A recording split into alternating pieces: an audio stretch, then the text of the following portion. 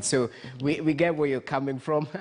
It's interesting to note that. But even as we talk about politics, ladies, before I get your take on what Gloria Robert just mentioned, let me bring into the conversation something that will definitely feature greatly on this next segment. We usually call it The Way It Is, just highlighting what has happened over the weekend. And it's all about the political cooperation deal between President Uhuru Kenyatta on one side and ODM leader Raila Odinga, which seems to be running into serious political headwinds, just 2 days to its third anniversary. Now, the famous handshake could be losing its grip with allegations of Odinga's political allies of a plot by top Kenyatta men to sabotage the former Prime Minister's 2022 presidential ambitions. So, what is behind the wobbling handshake? Let's take a look at this report filed by our senior reporter Rita Tinina.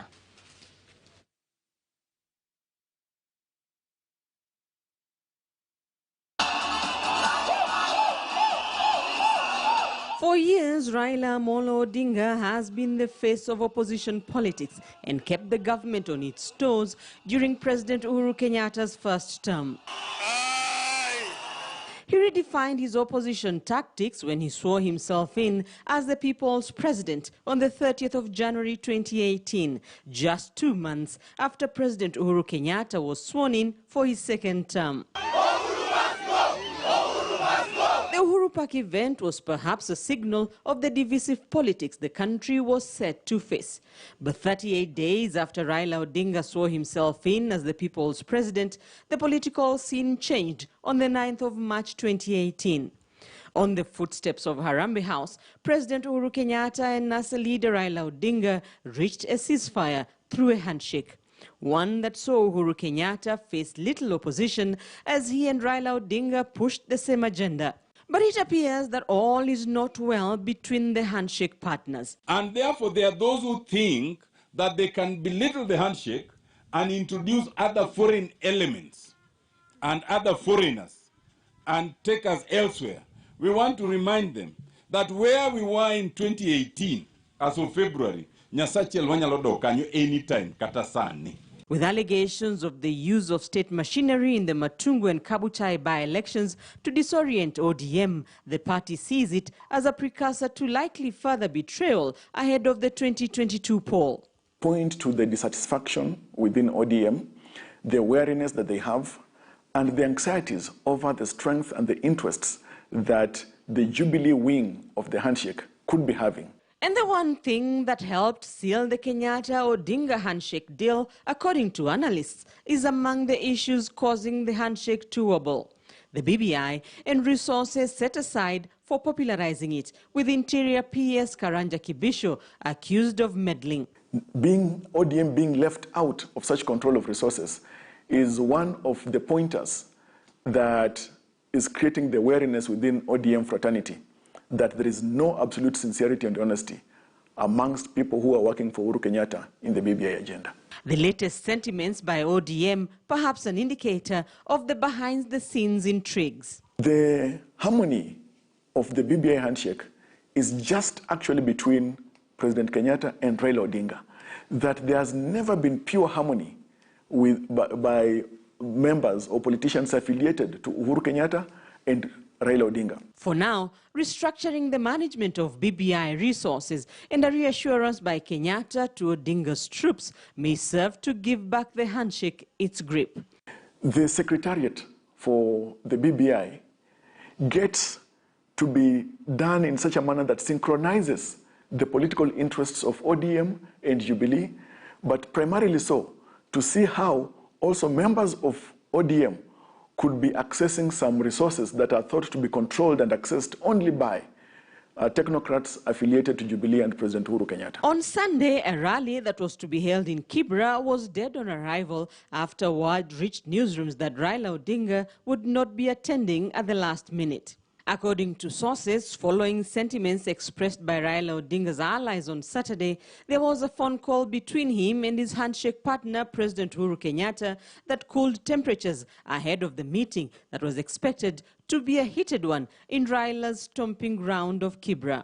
As expected, this tiff has elicited reactions from the handshake critics. What I want to advise our brothers in ODM, that do not take us back to those street battles. If you feel that something has not gone right, do not mourn more than the bereaved. Do not feel that you have been betrayed by Jubilee more than us who voted for Jubilee. But with the 2022 succession and BBI providing a platform for more division, how Jubilee and ODM handle the latest discord could shape the political landscape as referendum and 2022 campaigns gain momentum. Rita Tinina, KTN News. So that seems to be the big question right now. Handshake jitters or not? It appears it's not all well with the handshake. Shortly 3 years to go till the third year anniversary. So we'll definitely take a look at this. But it seems to be centered on the use of state machinery to disorient ODM during by-elections. We had that complaint. And of course, something centered on BBI and resources used to mobilize this particular amendment bill. And the handshake critics are definitely coming out smiling on this particular issue. We did have here Kositani there mention, do not mourn more than the bereaved. So it seemed to be quite interesting. And of course, one particular man at the center of this issue, and we'll definitely delve deeper into this. Gloria Roba, let me bring you in first. What's your take on the handshake politics so far? Is it on its deathbed? Are we reading too much into it? Is this just jitters occasionally caused when two different thinking people come together for one purpose? What's your take? You see, first of all, we need to find out why is one side of the handshake complaining. When you read the articles that are out there in terms of the phone call or, you know, what is causing the conflict between these two parties of the handshake, you find that the ODM team is complaining that they are being sidelined in terms of finances for the BBI campaigns. So then you start to wonder, were they going into the handshake because they wanted to make money out of this Building Bridges initiative? Or were they actually going in, you know, for the better good of the people, like they were trying to sell to us in terms of saying that, you know, come what may, we must unite the people. And so therefore this Building Bridges initiative, you know, we need to see it through to the point that we push for the referendum. All I hear from the side of the ODM when they are complaining about a particular PS, saying that this technocrat is actually running away with the kitty, is making decisions that are, you know, not part that they are not involved in. But at the end of the day, we have seen that this BBI campaign, whether it's through the media or through the grassroots, is actually being handled well.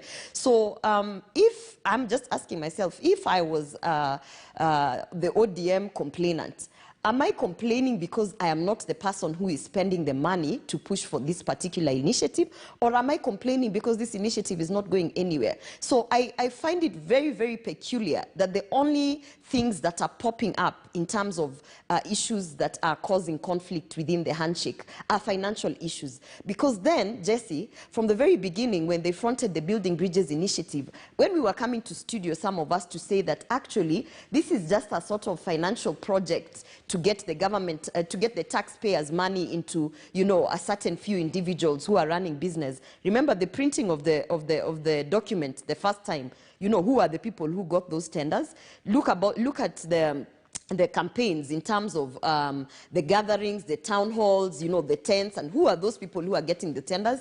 If you really follow the money, and you come to a point where you see that they are complaining that a certain PS is sort of holding everything and running with the show, then you will see that these ODM guys who are complaining, I don't think their interest is about pushing for the referendum, because as far as we are, Jesse, it looks like we've passed it at the county assemblies, we've passed the bill, so therefore they should be very happy that it looks as if BBI is going to a point where we're going to a referendum. They've gotten the budget approved in terms of, you remember we had the issue with the signature verification and things like that. In terms of the referendum, they're actually on the way to getting. So I don't understand the problem that ODM is having. But you see, I can't, because I thought that BBI was about uniting Kenyans. But clearly, this has been a financial avenue for certain few. Okay. To a point that, Jesse, now they are threatening. You know, as at yesterday, they were threatening to going back to the streets. So again, it's the fear narrative that is being used. If we don't get to control the kitty, if we don't get this person out of the initiative, then we are going to go to the street. For how long are Kenyans going to be held hostage by these particular politicians who keep threatening violence every time they don't get what they want? Okay, you've definitely mentioned the issue about funds, and that was definitely fronted as an issue. But also the factor about undermining the handshake through scheming on who becomes president in 2022. I mean, Gloria, even as you pour water on perhaps their allegations, quote unquote, what make you of these allegations? Because earlier on we did have many pointing fingers at the PS, Karanja Kibisho, and that's why the Standard is asking if he is deep state or a punching bag of politicians. DP Ruto definitely did come out, or those allied to him, pointing fingers, accusing Kibisho of also playing the same games that ODM seem to be accusing him of, all allegedly, of course. What's your take on this? You see, as far as I can remember, His Excellency William Ruto actually complained of being sidelined from government initiatives. Yes. He complained of not being involved in terms of policy, in terms of activities and things like that. ODM are complaining about being sidelined as well in the BBI agenda. ODM are particularly complaining about being sidelined, but particularly on the financial bit. And that's where I raised the red flag. If it was about being sidelined in terms of where are we doing the rallies, are we allowed to do this? Because remember, we've seen the BBI campaign trail being taken to different parts of the country by Raila Odinga and his allies. We've seen them, they've had the freedom to actually go out and sell the BBI. They've had the freedom to go out and form whichever other partnerships that they need to in order to get to the referendum. I don't think they are complaining about being sidelined of the initiatives or the activities of BBI, but I particularly think they are complaining about finances in terms of the money that is coming out from government for this initiative. All right. And by the way, Jesse, the idea of comparing this William Ruto's complaints in terms of the PS and Raila's complaints in terms of the same PS, I think it's like potatoes and tomatoes. It's not really the same thing. But I will tell you, at the end of the day, the handshake was, the fundamentals of the handshake was literally built on a ground that is not stable. Okay. It was not going to last long. And for some of us who already knew this earlier, we need to clap for them because we thought it would, sink earlier. Okay, yeah. So you've been quite critical about the handshake. Let me bring in Lydia Mathia just to get her take. How do you approach this jitters within the handshake, Lydia? Because we have tough talk, and of course we've had the tough talk and maybe what others might term as threats from ODM leaders, and we can only assume this is the words that echo what the party leader thinks. What's your take on this? I think, Rogers, what I see is a push and pull between the bureaucracy and the politicians in terms of controlling the BBI. We are very aware that it has been the preference of the former Prime Minister that politicians lead the process because it's supposed to be a persuasive process. And his thinking is that politicians are better at convincing the masses as opposed to technocrats and bureaucrats, because what the bureaucracy will do is seen and by the masses.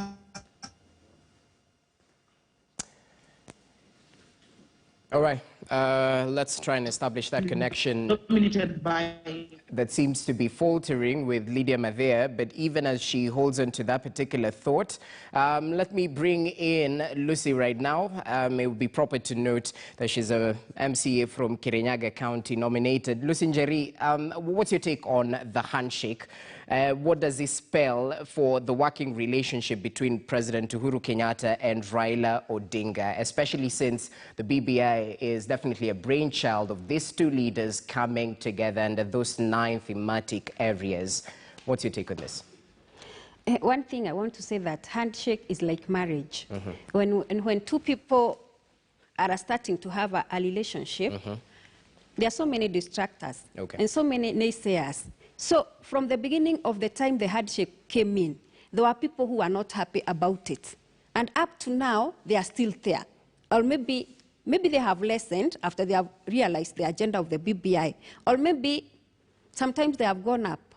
I can't say as per now where we are on matters of the naysayers, but at least we have been able to, the government has been, the president and the Raila have been able to convince people on what is inside the BBI. Or what I want to say is, BBI, maybe there were people who thought it's a jackpot, because definitely there are resources that have been allocated onto the BBI process. And those are the people maybe who are coming in. BBI must involve many stakeholders. Yes. It should be all inclusive. And remember, this is a public policy, which maybe must be administered through an administration, maybe also through the county commissioners and other stakeholders. So what we are saying, what we are seeing the PS doing is exactly what is supposed to be happening. He is holding meetings, maybe through the county commissioners. He's also holding meetings with the political leaders, because we believe that the political leaders have influence, and more so also the county commissioners and also the administration. All what I'm saying is, maybe there are people who wanted to be included when it comes to the resource distribution, and they feel cut out. And maybe they feel that they are not included from the start. But Lucy, what do you tell people who might be critical to the fact that this is a civil servant who might be, included in a political process, quote unquote? Well, what's your take on that? Remember, BBI is not about only politicians. I've said it also includes administration and many other stakeholders, because BBI needs us all. We need to include everybody. And that's what we are seeing the PS doing. So I don't know why it is not going on very well with the politicians, with some of these politicians. Okay. Well, that's interesting. Gloria, 30 seconds before I bring in Lydia for her take. If I may interject on that, because I think there is an issue, there's a point of concern in terms of having a civil servant, an appointed civil servant, actually getting involved in matters politics. You see, the fact that it has never really been clear in terms of, is the Building Bridges initiative a government project, or is it actually a political initiative? Because it's been very grey. The first thing is the initiative has been funded by government. So partly it makes that a sort of government project in terms of ensuring that these resources are going to the right place. And I think that's where I see why the PS would be involved. But then again, now we are talking about an initiative that is taking us to a referendum. So a referendum definitely is a political process. And it's a process where, as an appointed civil servant, you need to appear completely, you need to have some sort of political obscurity. And so now what's happening is the PS, by virtue of the fact that he's going out and campaigning for the initiative, campaigning for a yes, then it does cause some conflict, and we need to look into. So does that mean that if I'm a cabinet secretary or a permanent secretary elsewhere, and Punguza Mzigo was coming, and I went out to campaign for Punguza Mzigo, would I then be right? Would I be in order, or would I actually be in a point where I should be reprimanded? Okay, that's a proper question. Lydia, what's your take on this? And does this curtail in any way the progress of the Building Bridges initiative? Rogers, like I was saying earlier, my thinking is that this is really what you'd call like a crescendo or a culmination of a long push and pull that has been there on BBI, because it has been the thinking of the former Prime Minister that the process should be led by politicians, because it is meant to be a persuasive process. I had highlighted an example where I said, when the signatures were being collected and the bureaucracy had, of course, deployed the county commissioners to be able to very quickly collect the signatures, of course, it was seen to be more efficient and effective. There was a lot of feedback that came from the ground that, this thing is being forced down our throats, because when the bureaucracy acts, it sort of comes off like hard power.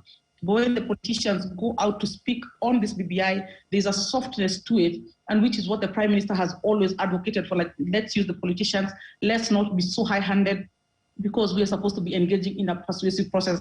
And I think that's the push and pull that now you're seeing culminating in what is happening with the handshake. I think a good balance of the two is important. It's good, yes, to have order. It's good, yes, to have the discipline that comes with the bureaucracy in terms of organizing meetings and making sure that resources also don't just disappear. Sometimes when you give a politician resources and say, go organize this and these meetings, and some of these politicians are not very faithful with resources. But when the bureaucracy is, a county commissioner is told, these meetings are supposed to happen for public participation, make sure the chiefs organize barazas for people to understand the BBI, you can sort of bet that resource will be well applied. So it's sort of like a push and pull because of that difference in philosophy and approach. But what I think then the president and the prime minister will do, they will try and find a balance between the two, so that the hard power and the soft power is utilized in a way that is not counteracting each other. Certainly, there is no running away from the fact that this BBI project remains a government project to a large extent, and there is no way to really say that the bureaucracy is not going to be involved. Certainly, the issues in the BBI are national developmental issues. They have to do with the economy, they have to do with peace, they have to do with stability, they have to do with a lot of the justice system and all that. So all those things have to do with the state, their developmental goals. So there's no way to say the bureaucracy should stand aside. What should happen is that there should be a good balance of soft and hard approaches so that we are able to keep everybody on the table. Let me also say, Rogers, earlier on, Gloria had spoken about the Hustler movement being above tribe. And I just wanted to remind her that, first of all, Kitui has actually started his campaigns in Western. Why did he do that? He could have gone to any other place. It's because he understands the meaning and the implication of his community to his prospects of becoming president. In addition, you've seen Ruto's influence with regards to BBI. He's beginning to really, it's beginning to come out very, very clearly that his influence remains within the Kalenjin community, within the Rift Valley, and actually just a bit of Central and North and a bit of South Rift. But there isn't much influence that he has had with MCAs and county assemblies beyond that nexus of the Kalenjin community. So again, he remains a tribal kingpin. He has yet to capture and demonstrate influence outside of the Kalenjin community. And so the Hustler movement remains a mirage in terms of its national appeal until otherwise proven. Okay, well, politics is local, quite definitely.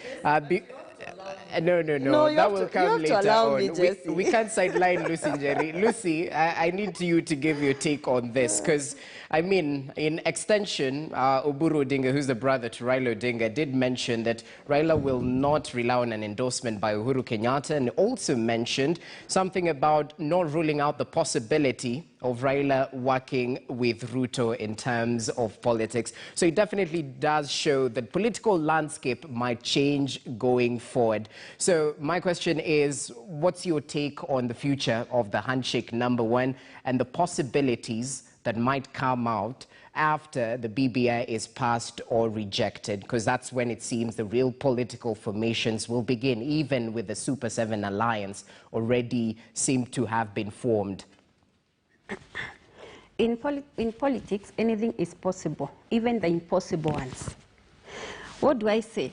I want to say that if BBI will go through, and after BBI go through, after referendum, we will start having mini formation. And probably even the brother to Raila said about Raila and Ruto. I've said impossible can be possible and possible can be impossible. Mm-hmm. And nothing is impossible in politics. So many information will come up. What we say that in politics, it's perceptions. And anything can happen.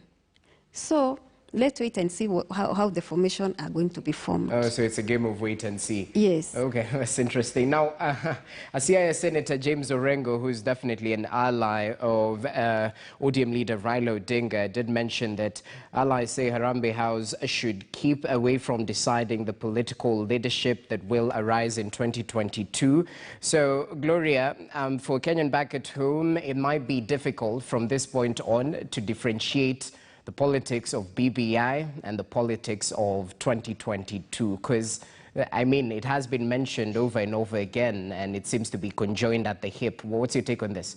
You cannot isolate BBI and our upcoming elections of 2022. You can't. Because the Building Bridges initiative, the first thing it does, it introduces so many other elective seats that you saying that BBI has nothing to do with 2022 is a fallacy. When you're talking about having one woman senator, one male senator in the next election, you're definitely touching on the election of 2022. Expansion of the executive and including talking about an official office of the opposition, those are matters that are heavily ingrained in the 2022 election. So you cannot talk about these two in isolation. As a matter of fact, if you're talking about BBI, you're actually talking about the 2022 elections, because you are touching on the presidency, you are touching on the Senate, you're touching on the independence of the judiciary, you're touching on so much, including the IEBC, because remember, they're trying to include some sort of reformulation of how the commissioners and how the structure of IEBC would be, and how, you know, the CEO of the IEBC would come from a certain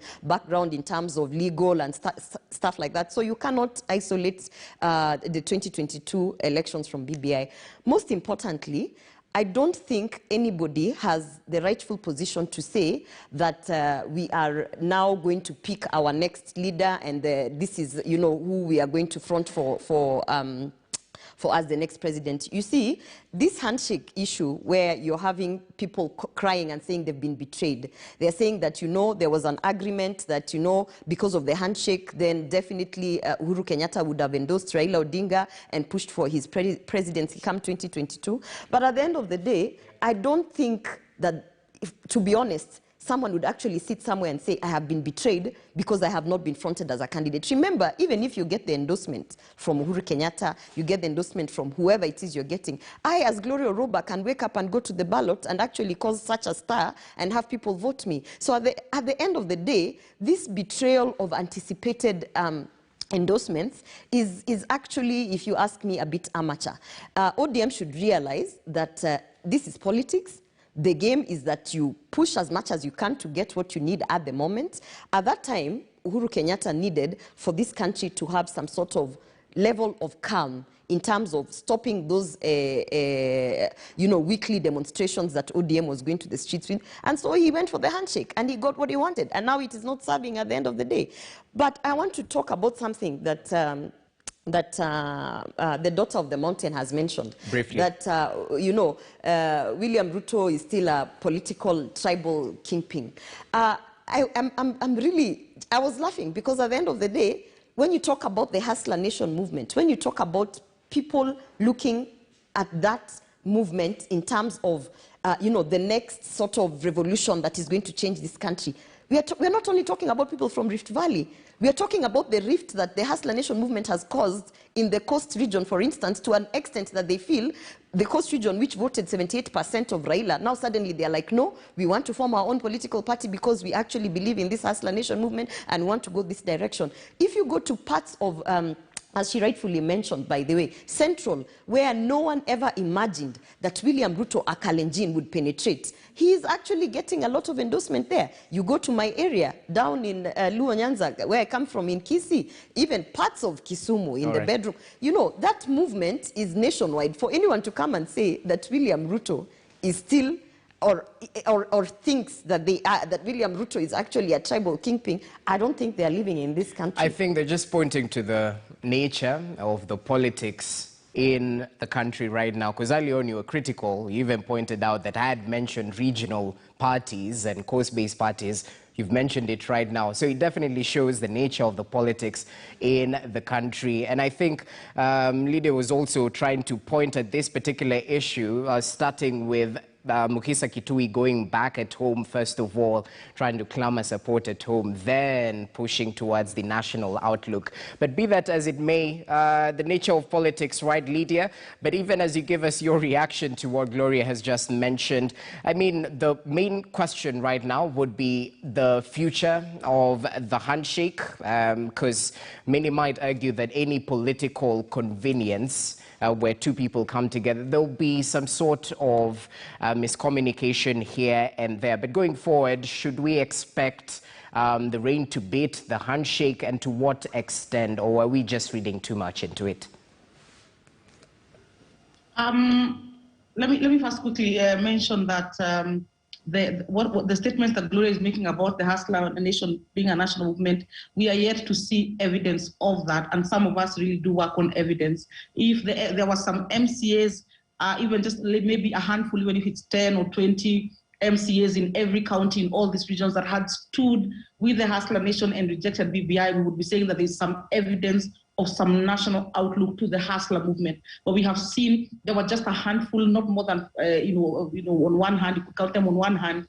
And so the evidence points to the contrary, that there is no national movement called the Hustler Nation. Now, on the issue of the handshake and its survival, let me say this, and this is a cautionary statement. When Uhuru and Ruto joined together, and when they formed government, and then there were the players inside the two camps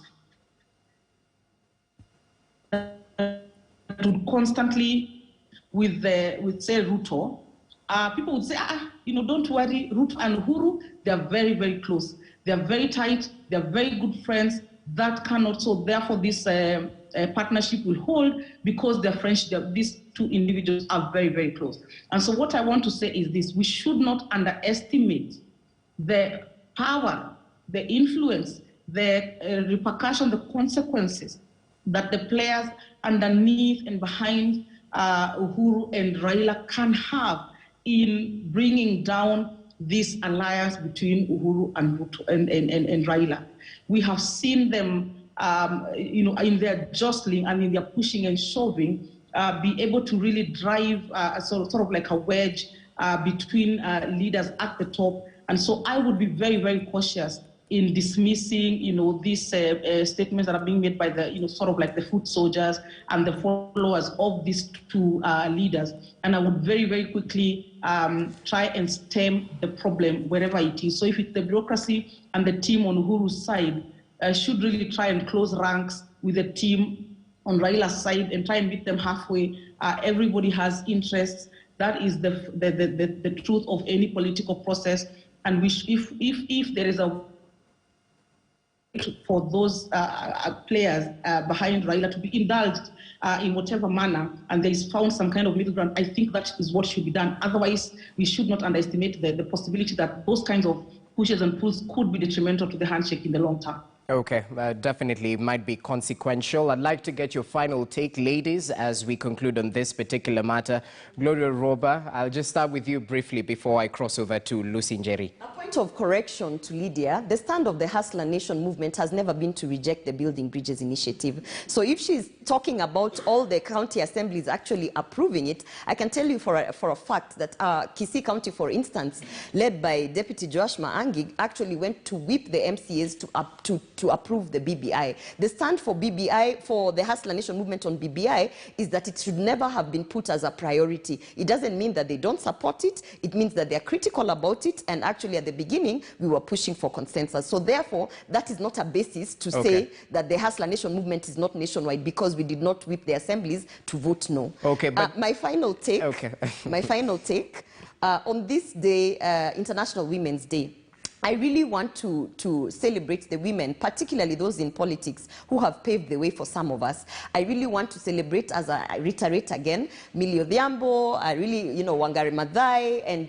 Charity Ngilu, because these are the women, to me, who I feel have really paved the way for women in politics. And going forward, we shouldn't just be waiting for those seats that are being thrown at us. Okay. We should actually be able to put our best foot forward and come out and run for these elective seats. All right, Lucy Njeri, your final take on this issue. I want to say that this Hustler movement are the ones confusing the Kenyans. Why they are is neither that? there nor there. They don't want to tell us exactly if they are for yes or if they are for no. It's the high time they come up clear so that they can stop this confusement which they are bringing to Kenyans. It's either they say yes or they say no. At the same time, Gloria has said that the Hustler movement has already been endorsed in Central Region. I wonder where.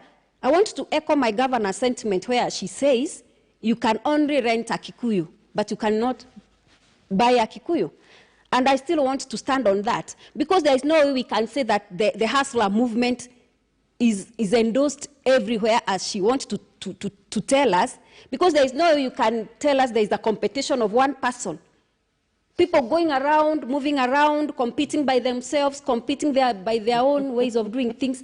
And on the other side, we don't see the competitors. We only hear.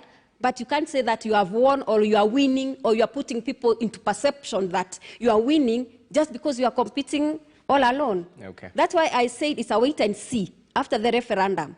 We are going to see so many other formations coming in.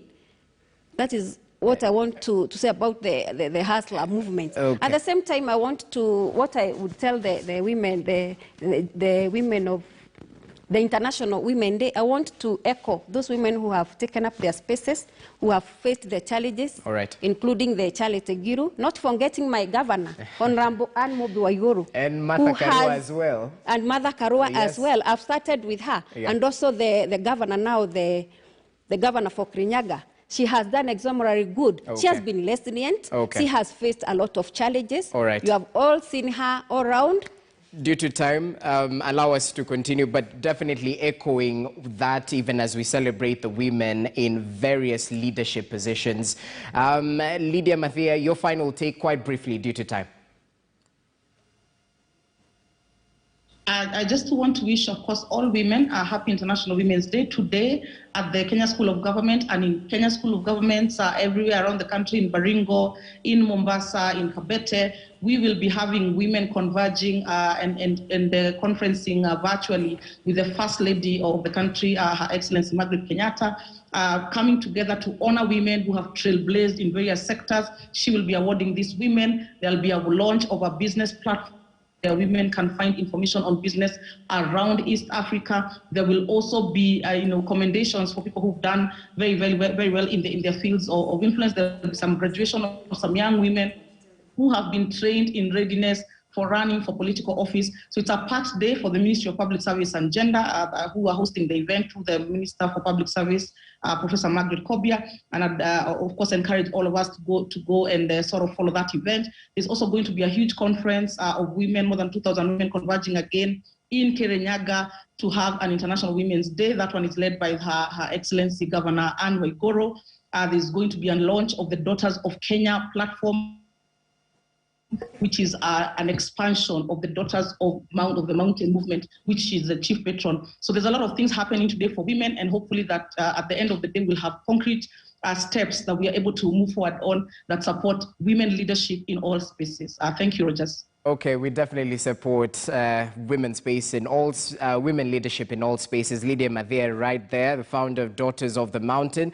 Also joined by Lucy Njeri, who's a nominated MCA from Kirinyaga. I assume she'll be heading to that particular meeting, celebrating women in that particular county, organized by the governor, as well as Gloria Roba, youth policy analyst. Many thanks for your contribution, ladies, even as we celebrate the role you play in deliberating national issues as well. Let's take a short break right now. When we come back, we still focus on the International Day of Women, taking an introspective look at their space within the media sector. Stay with us.